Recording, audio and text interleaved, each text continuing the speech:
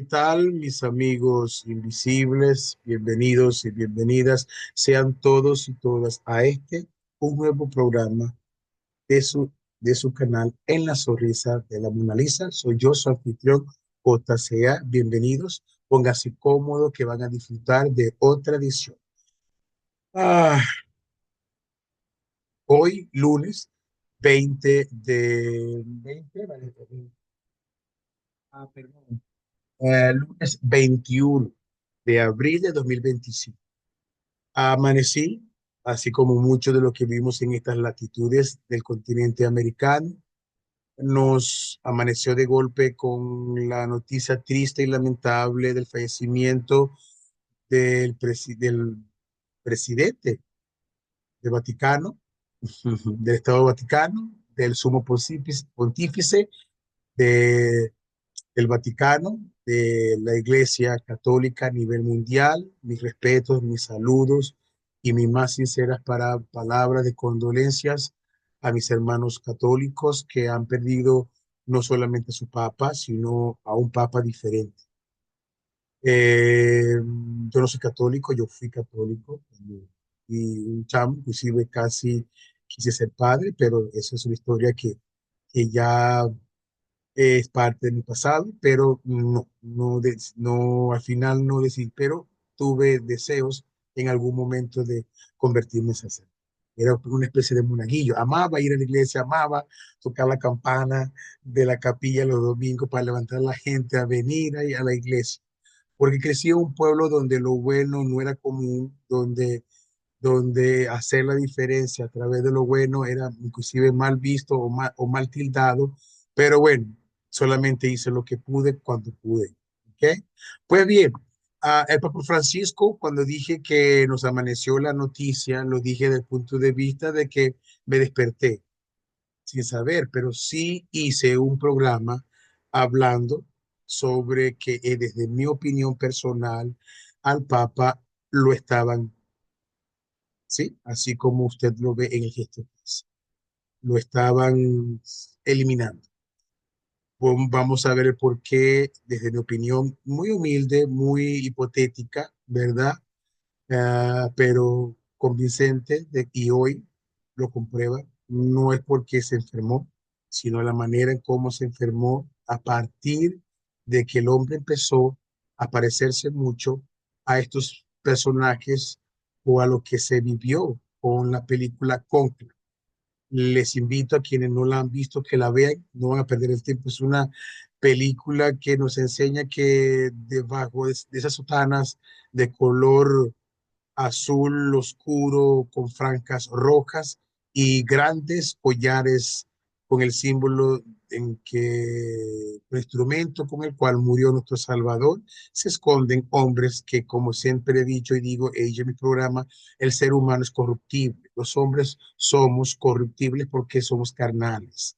La ambición de poder, la ambición de tenerlo todo, es parte de nuestra naturaleza caída cuando nuestros primeros padres comieron del fruto. Como dice el apóstol Pablo en la vida, si, en la Biblia, si en Adán todos morimos, en Cristo todos somos vivificados. Si en Adán todos morimos, todos somos pecaminosos y nada pecaminoso puede morar en la presencia de Dios. Y estos personajes de la película Conclave nos hace recordar que aún los padres con sotanas también son hombres y los hombres somos pecadores. Y el que esté libre de pecado, que arroje o levante la mano. Pues bien, en Cónclave es una película que no le voy a expoliar. Véanla, vayan. Les sugiero que la vayan a ver primero, después regresen a la mentira. Quédense que no se la voy a expoliar. Pues bien, antes de seguir, les pido que no se suscriban, les pido que no se suman, les pido que no den el like, que no comenten, que no opinen, que no me ayuden a crecer, que no me ayuden a poder llegar a más gente, que dedique más tiempo a esto, de que tenga los medios y recursos para hablarle a todos ustedes, de compartirle las frases y los temas y llamar las cosas por su nombre y dejar de ser hipócritas, como muchas veces lo son en estos medios informativos normales. Pues bien, a mí me gusta decir las cosas claras tal como son. Entonces, vayan a ver Cónclave, que en la historia del Papa Francisco no es de ficción, es la purita realidad. Ok, muy bien. Vamos a hablar un poquito de lo que significa el cónclave. El cónclave es como un periodo de aislamiento donde los cardenales que son nombrados y se visten así de todo el mundo ministros, son como los ministros del Papa. Una vez que el Papa muere, estos ministros van al Vaticano, se encierran, ¿verdad?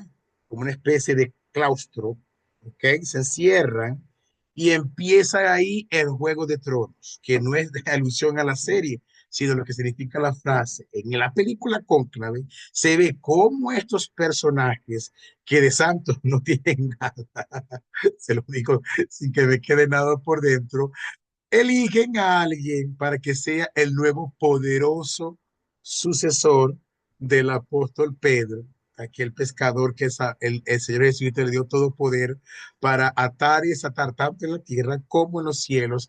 Eligen a un sucesor y así ha sido la manera por los siglos de los siglos.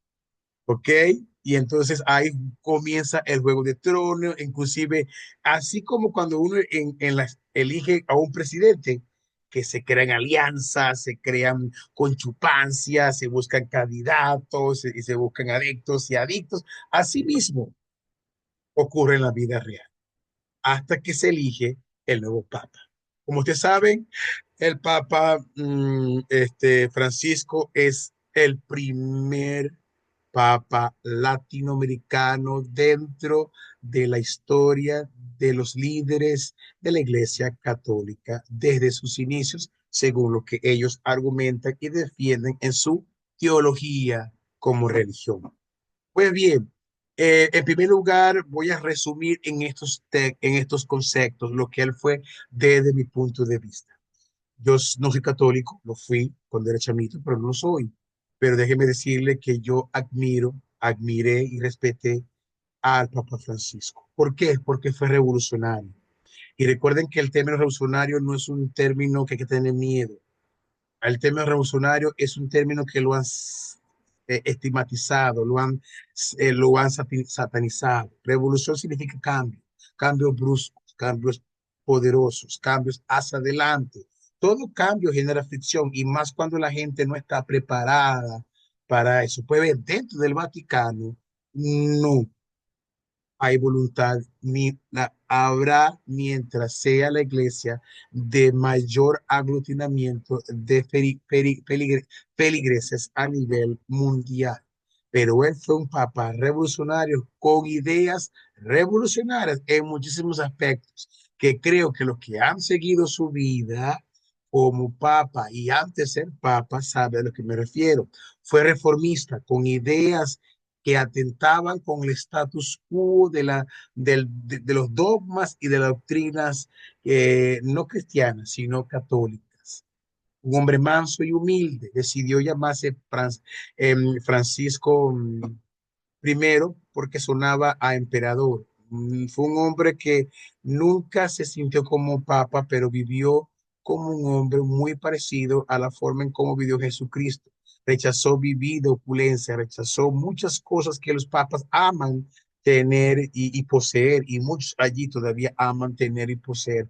Pues bien, él sencillamente rechazó mucho eso, vivió muy humilde, no vivió en la casa papal, tengo entendido, sino se fue a vivir a las residencias de donde, me imagino, donde viven donde llegan las residencias de los huéspedes, cosas como esas.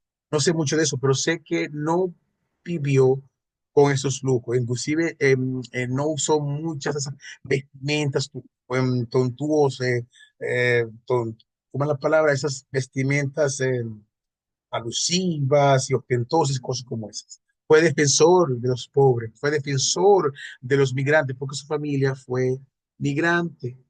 por supuesto, defendió a los pobres, defendió a los inmigrantes. Lo último que hizo fue ir a lavar los pies, simulando el ejemplo de Salvador cuando le lavó los pies a los presos.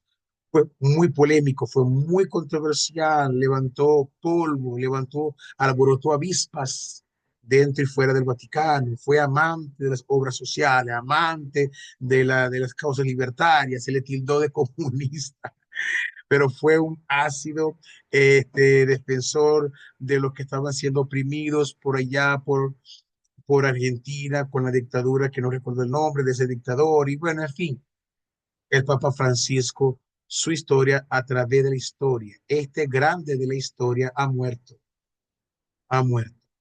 Y para no ser largo el audio, ¿por qué murió? Déjeme decirle, lo voy a decir de esta manera. El Papa Francisco, ¿cómo piensa o cómo pensó el nuevo pontífice? Esa manera, como yo sinteticé con esos adjetivos, pues su peculiar forma de ser y de pensar como un papa diferente, lo que lo llevó a la inmortalidad, así como a estos grandes hombres que están aquí abajo, hombres como Abraham Lincoln, hombres como Gandhi, hombres como Martin Luther King, mueren cuando sus ideas son revolucionarias, cuando no son del momento, cuando la gente no las entiende, cuando están dirigidas no solamente a la hora, sino al mañana y al futuro y al más allá, como decía Boyle Years. El Papa Francisco pasa a ser parte de este selecto club de grandes hombres, grandes pensadores, grandes imitadores de Jesucristo, del primer hombre que intentó hacer el cambio por el amor, por la equidad, por la igualdad, por la hermandad, por la fraternidad, por el no vernos superiores a los demás y entender que el poder debe usarse siempre para castigar y oprimir a los culpables y defender y proteger a los justos. Los pensamientos de estos hombres es lo que le han dado forma a este mundo, pero por supuesto, en el caso del Papa Francisco, el principal, a Jesucristo mismo, que es el Padre de todos ellos, el Maestro de Maestros. Papa Francisco, gracias por tu legado, gracias por ser diferente, gracias por crear un nuevo concepto de lo que debe ser un Papa. Tú y el Papa Juan Pablo II son ejemplos de que sí se puede tener y usar el poder para hacer la diferencia para más millones de los que no le gustan que ustedes hagan la diferencia en este mundo. Los que están abajo también pagaron con sus vidas ese ideal de hacer este mundo un lugar mejor. Pues bien, si le gustó este video y los demás que ven, por favor, denle like, suscríbase. Ya llegamos a 101 y como dijo la Madre Teresa de Calcuta, el número 1000 empieza por uno. Yo empecé solo y ya somos 101. A todos ustedes, muchísimas gracias. Desde lo más profundo de mi corazón, gracias por ayudarme a ser escuchado y por ayudarme a hacer que este canal que nació de la simple manera de levantar mi voz y darle voz a aquellos que sencillamente no tienen la forma de cómo hacerlo. Y agradezco a Dios darme este medio y esta oportunidad y sus likes y sus suscripciones y su me gusta para así hacer. Papa Francisco, que Dios te tenga en su gloria. Y gracias. Se te quiere y se te creerá como uno de los gigantes en la historia y para la historia y las futuras generaciones. Hasta luego.